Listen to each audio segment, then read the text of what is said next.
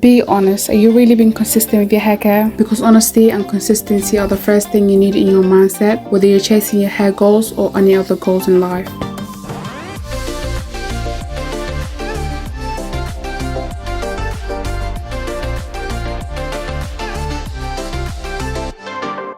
Today, I'm showing you how I stay consistent on wash days, the real foundation of healthy growing hair. I'm sharing my top 4 wash day routines that have completely changed the game for me. They don't take my whole day anymore like they used to, and most importantly, they help me retain length and keep my strands healthy. Are you ready to save time and still grow beautiful, strong hair? If yes, let's get into it. I'll put them in these categories so it could be easier for you and me to follow, and the list goes prep, mask, moisture and style. I'll explain each one step by step so we can get it right. Alright, step 1 is prep, and it's not about prepping your hair just yet. What I really mean is getting all your products together before you start. Trust me, I used to skip this step, but here's why it's a game changer. You know that moment when you're halfway through and realize you forgot your comb or your scrunchie and now you've got dirty hands and have to wash them, and it's just so annoying? Yeah, I've been there. So make sure everything is laid out and ready to go. Your comb, spray bottle, mask, oil, scrunchies, head cap, basically everything. It'll save time, make your process smoother, and honestly cuts down on that wash day frustration. Step 2, mask. This is where I prep my deep conditioning treatments. I use my deep conditioning herbs, and I like to be a little extra and start by making a herbal tea with the black dry tea, which I actually include for my customers when they buy the herbs. Black tea helps reduce hair shedding and gives the treatment that extra strength. Now, it's totally optional, so if you don't want to include it, that's fine. But if you do, here's what to do. Grab the tea, measure how much you need. If you're using a full cup of water to activate the mask, use 1 full tablespoon of the herbs. If you're using less, like a half a cup, then just go with half a tablespoon. Let it steep for a few minutes, strain it, and you're ready to mix. Now that your tea is ready, it's time to mix the mask. Start by adding 3 tablespoons of the herbal powder into a bowl. This herbal mixture helps strengthen your hair and thicken it over time. And now, when I say thicken, I don't mean it's going to magically sprout hair from your scalp overnight. What it does, it helps those stubborn strands that aren't growing well. It strengthens them, encourages them to grow, and helps maintain the rest of your hair, which leads to fuller, healthier looking hair over time.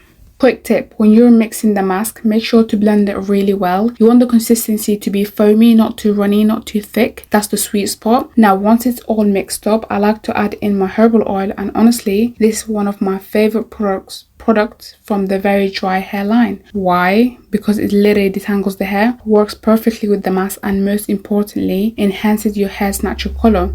And when your natural hair color is shining through, that's a sign your hair is healthy. You can also use this herbal oil as a hot oil treatment on its own. I actually sell it separately too if you don't want to buy it with the herbal powder. When it comes to moisturizing, I don't use 4 to 5 different products because that can lead to build-up, and build-ups equal dry hair no matter how much product you're using. For me, it's just usually 1 to 2 products, a leave-in cream or a leave-in conditioner, and yes, there's a difference between these two, but I'll save that for another video.